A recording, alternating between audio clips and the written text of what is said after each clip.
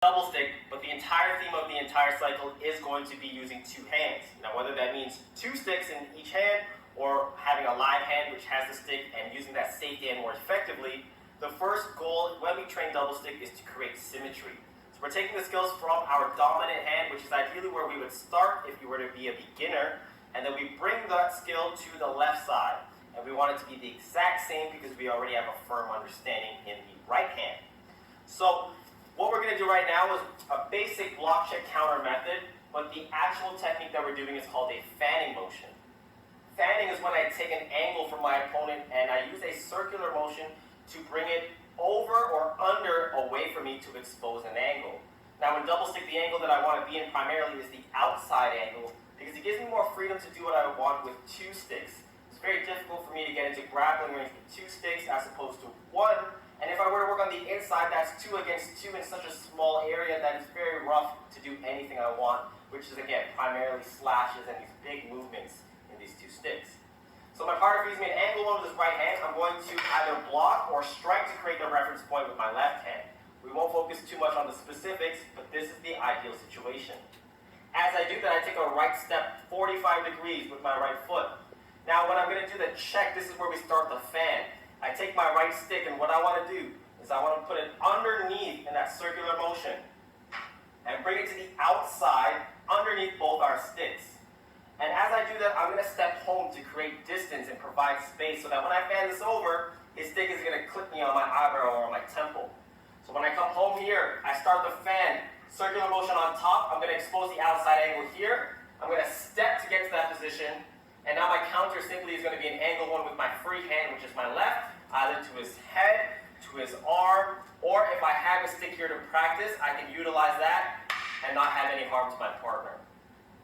Okay, so once again, it's going to be a block, checks the fan, expose the outside angle here, and counter.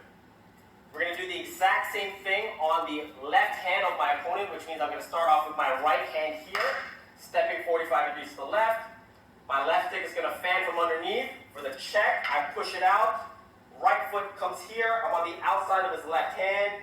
Angle one with that right hand. Head, arm, or stick. Now that we have the ingredients, let's turn that into a little drill so we can get our repetitions in. My partner's job is to feed me those angle ones so that he can keep the flow very consistent. We're not looking to apply, we're just trying to get the repetitions in without having a reset. So he starts off with about one hand here. I'm going to do the entire technique, and I'm going to stay in that position. He's then going to feed me the opposite angle one. That's going to bring me around, and I keep going. So the idea here is just to flow, not really think about right hand or left hand, but understand the position in which it calls for. And I just keep flowing like so, practicing my footwork, practicing on the angle, and practicing on that fanning motion, nice and big.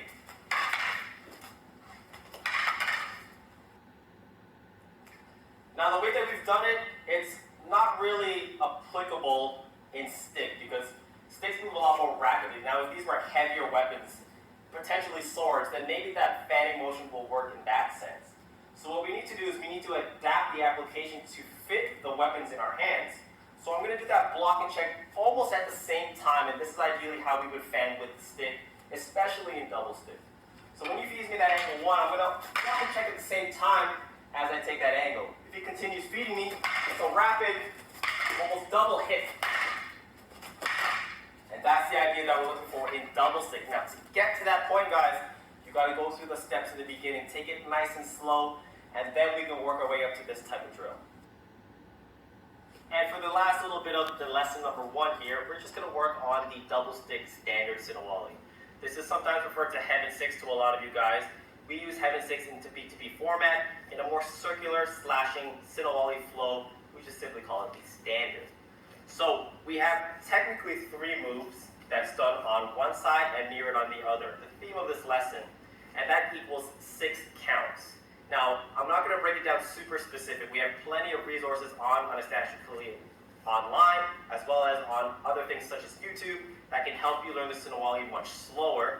But let me break it down to you very quickly and see if you can integrate this into the counter after your fanning motion.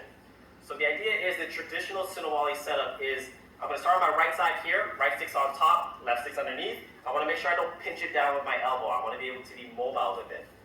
The idea is I want to get my sticks from one side to the other. We're not going to worry about what kind of slash this is. If this is an angle 1, 2, 3, 4, 5, 6, it does not matter. We want to get the sticks from one side to the other.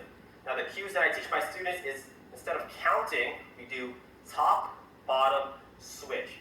Physically, we can understand which sticks on top, what sticks on underneath or on the bottom. If we use numbers, sometimes my one is different than your one. So, without thinking about slashes, we're going to make it nice and big. We go top, bottom. Now we're going to switch the position. So right now my right stick's on top, my left stick's underneath. I'm just going to rotate my sticks to get to that same sinawali position on the other side. Now we're going to bring it back to the right side. Same process. Top, bottom, switch. And as you get more comfortable with that, you'll start to learn that all three of those are strikes. So it's a top, bottom, switch. Top, bottom, switch. And then eventually the goal is to be able to flow that in one count from one side to the other. Top, bottom, switch. Top, bottom, switch. And finally, you put that all together consistently, fluidly, not having any gaps between top, bottom, switch to top, bottom, switch, and to repeat. So it should technically be a top, bottom, switch, top, bottom, switch, top, bottom, switch, top, bottom, switch. And that's where you get the fluid sinawali, which is a very refined piece. But if you can understand it the way that I just broke it down, then you can control your sinawali, and most importantly, you can use your sinawali. So everyone, that's going to bring us to the end of lesson number 1, where we look at the double stick fundamental. Today, it's about symmetry. It's about taking a block check counter or utilizing that fanning motion, but more importantly, being able to do it on both sides, because we don't want to be just strong in one angle based off of our single stick preference. If our opponent can realize that, they'll force us to our weak side. So we want to take those skills from our dominant hand, which in most cases is our right hand, and bring some life into the left hand. Does it need to be as good right now? No.